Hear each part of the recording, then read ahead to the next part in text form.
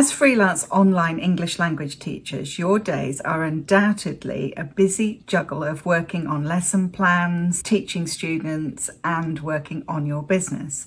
And I'm guessing the last one is often squeezed out because you're just too busy. In this video, I'm going to share with you 5 of my favorite productivity tools and systems to help you use your time more effectively.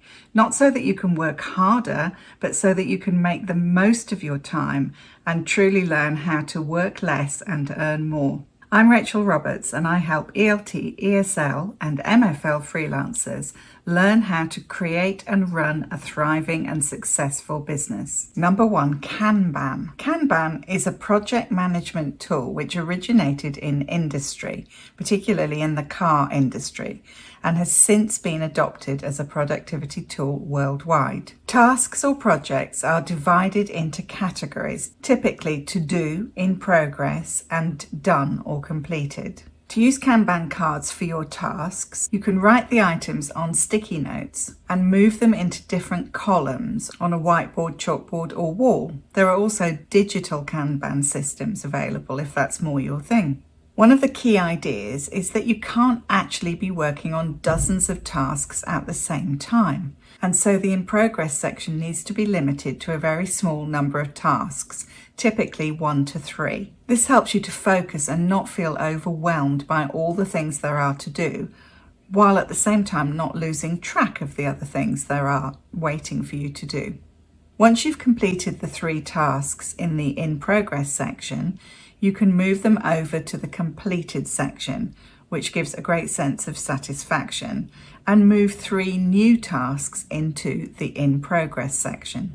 I love doing this because it's so visual and tactile and helps to give me a sense of progress, motivation, and achievement. I love being able to physically move the tasks along through the process, and of course particularly into the completed section. One thing to look out for, though, is that this only really works if you break down bigger tasks into smaller tasks. Otherwise, your in-progress section will get clogged up for days or weeks on end with a big task that you're not managing to finish yet. 2, the Pomodoro Technique. This technique is a time management method that encourages you to break your available working time down into 25-minute chunks. These chunks are then followed by short breaks. The technique is named after the tomato, Pomodoro, because the creator used a tomato-shaped kitchen timer. If you're easily distracted or you've been avoiding a particular task that you don't really enjoy doing,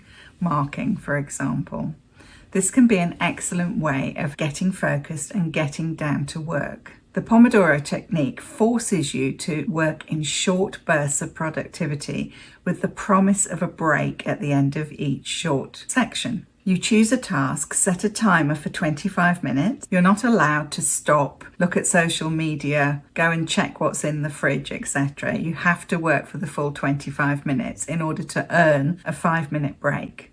After you complete 4 Pomodoros, you can take a longer break, maybe half an hour. There are plenty of Pomodoro apps and timers available online. You can, of course, adjust the length of the sprints if 25 minutes seems a bit short for you, or indeed a bit long. In my membership, the Confident ELT Freelancer Collective, we do co-working sessions of 2 hours, where we have 2 50-minute Pomodoro sprints with a 10-minute break or quick coffee chat in between. Many members have told me how incredibly useful they find this focus and the accountability of working with others. But it also comes down, I think, to the Pomodoro Technique and the fact that we don't allow ourselves distractions during that time. Number 3, eat the frog. Do you ever find that you have tasks on your to-do list that you plan to do every day, but somehow you always run out of time and need to put those tasks off for another time? This often happens because you're consciously or subconsciously avoiding doing that task for whatever reason.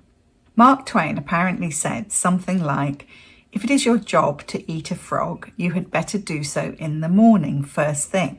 And if it is your task to eat 2 frogs, you had better eat the biggest one first." The idea is that once you've done the hardest thing, the rest of your day will be relatively easy, and you won't spend the whole day with this in the back of your mind that you still have this task that you don't really want to do hanging over you. By addressing these tasks early on, you therefore eliminate procrastination and you free up mental space for more enjoyable tasks during the day. To eat the frog, no frogs need to be harmed. You simply start the day by identifying the most daunting task on your list, or maybe identify it the night before so you can't procrastinate over deciding, and then dive into it with determination and focus first thing. Once you've eaten the frog, you'll feel a sense of satisfaction and accomplishment that sets the tone really well for the rest of the day. Number 4, task batching. Most people have no idea how often they actually switch task, moving from focusing on writing something to checking their social media, to checking their email, to remembering something that they've forgotten, and so on. And every time we switch tasks like that, we're actually losing precious focus and energy. You wouldn't dream of making just one cupcake and then several hours later making another one, and then the next day making another one. You would batch it all together and make maybe 12 cupcakes at a time. The task batching approach takes this same idea and asks you to bunch together similar tasks, for example, responding to emails, planning lessons, dealing with admin, and do them at the same time so that you're not switching focus. This reduces the mental effort required and boosts your productivity. To do this effectively, identify different types of tasks that you carry out frequently and block out specific times to do those tasks and only those tasks. It can be helpful to turn off other distractions while you're doing this, such as the social media notifications or email notifications you might get. Going back to eating the frog, most people have a bit more energy and brain power in the morning.